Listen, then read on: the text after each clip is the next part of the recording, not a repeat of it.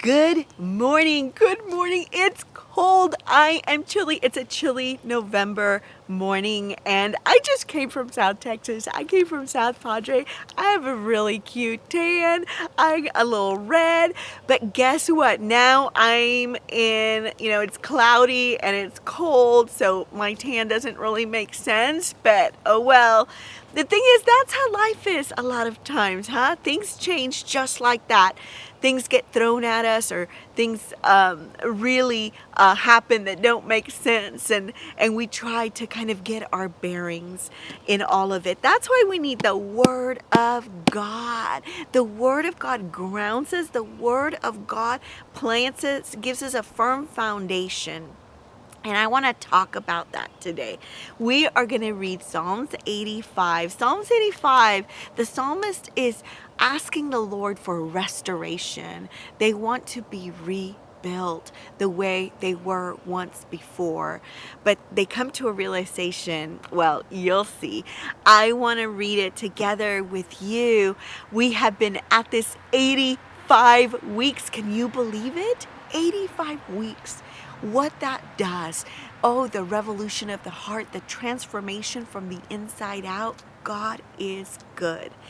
I want to tell you that being in South Padre and crossing the Queen Isabella Causeway, which is what connects the main line to South Padre Island, taught me or reminded me of some things. There was construction going on, maintenance construction. You see, about 20 years ago, they had an accident in where the causeway collapsed. 11 people plunged into the water. 8 died, 3 survived. This happened around 2 in the morning, so it was difficult to see that the bridge had collapsed. Yet they went into a tailspin of, the city, the engineers, the builders, contractors. Why did this happen? How could this have happened? The conclusion was that the foundation, the pillars, the support beams needed to be stronger. They needed to be better. And they spent millions and millions upon millions of dollars rebuilding better, making sure that this would not happen again. Not only that, but then they put strict construction timelines of where they would do maintenance, and they would inspect certain things, and they would make sure that they would have a clear warning, or that us traveling across would have a warning if anything were to be weak. So they have learned from that tragedy. A lot of times things come our way that, man, our life feels like it has collapsed, it has shattered. Oh my goodness, the pieces are everywhere. It's like a bomb was shot off. But I want you to know there is still hope. We serve a God that is in the restoration business. He is not afraid to start all over. He rebuilds so much better. So I want to talk about that. Once we get done with Psalms 85, I want to invite you in a moment of reflection with me. Let's go to Psalms 85. Here we go. Lord, you poured out blessings on your land. You restored the fortunes of Israel. You forgave the guilt of your people. Yes, you covered all their sins. You held back your fury. You kept back your blazing anger. Now, restore us again, O God of our salvation. Put aside your anger against us once more. Will you be angry with us always?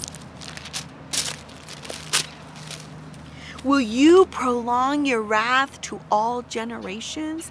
Won't you revive us again so your people can rejoice in you? Show us your unfailing love, O Lord, and grant us your salvation.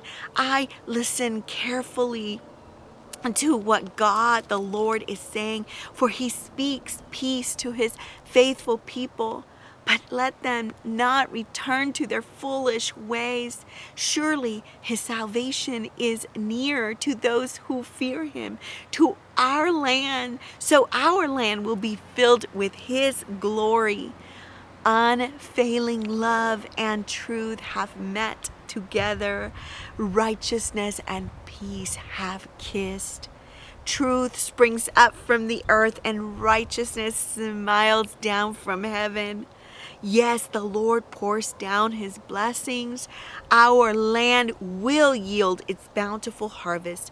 Righteousness goes as herald before him, preparing the way for his steps. Wow. So the psalmist once again goes through this roller coaster ride. The Psalms have a way of capturing just the human emotion, right?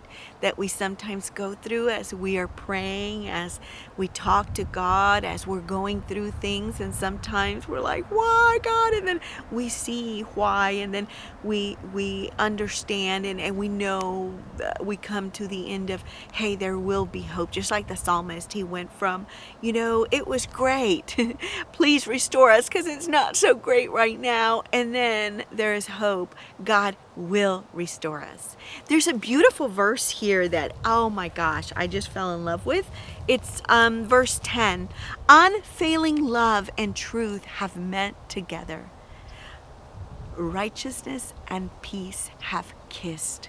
Isn't that beautiful? So unfailing love, when I think of unfailing love, I think of God, my Father. How his love is so vast, it is so wild, it never fails. And when I think of truth, I think of Jesus. Jesus is the truth, the way, and the life. The Word became flesh. Jesus is the Word. The Word is truth. So I think of God the Father and Jesus having this meeting on our behalf because they saw this very moment that you and I are going through. And they said, they will need a Savior. They will need a deliverer. They will need to be rescued from this. And so Jesus, led by God, stepped into time. They did that for us. That is what happened before the foundations of the earth. Before any foundation was built, Jesus has made a way. God made a way through Jesus. And if we build on that, if we build on truth, on the firm foundations that God desires us to know, then guess what? When things come our way, we might be shaken, we might be stirred up, we might be shook. But if he's our firm foundation, we will not be completely devastated. We will not be completely destroyed. And in moments when it feels that way, in moments when it feels like, man, but we got shattered, like the bomb went off and wow, there was damage done and it feels like, wow, this is a mess. Well, you know what? God loves to restore. He is a redeemer. And we can do that. We can trust him with our broken pieces. We can trust him with our broken lives, with our unknown future, and say, God, here it is. You rebuild. We want to build with the firm foundation that is you. Will you do this? Will you restore us? Will you redeem us, God? And it says righteousness and peace have kissed. We are made righteous through Jesus. We are made in right standing with God because of Jesus. And because of that, we have peace. A peace that goes beyond understanding. When things go haywire, when, oh my gosh, all things seem to be going wrong or against us, there is a peace. There's a peace that comes with trusting the Lord like no other. People won't be able to understand. Maybe you won't be able to understand. I should be going crazy. I should be going out of my mind. I should be dead. But yet, here I am in the peace of God. That's what God does. He brought forth righteousness and peace, and they have kissed. They are together forevermore in Christ Jesus. And because we are in Christ, we get all of that. Isn't that amazing? Isn't that amazing? I want to invite you. Perhaps you don't know this righteousness and this peace that I'm talking about. Perhaps this is foreign to you and you're saying, hey, my life is shattered. I don't know what you're talking about, peace. I want to invite you to a place where you can come and experience all of that. If you surrender to Jesus, if you give him access to your life, you give him permission, he can do a magnificent restoration in your heart and in your mind. He makes you a new creation in him. He makes all things new. He fills you up with the Holy Spirit, and you can walk in this peace that I have described. Oh, life for all of us is difficult and challenging, but never forget the kind of God that you serve, that even when your foundations are shaken to the core, even when it seems things are shattered and lost, he can redeem, restore anything that he wants to. Allow him to do so.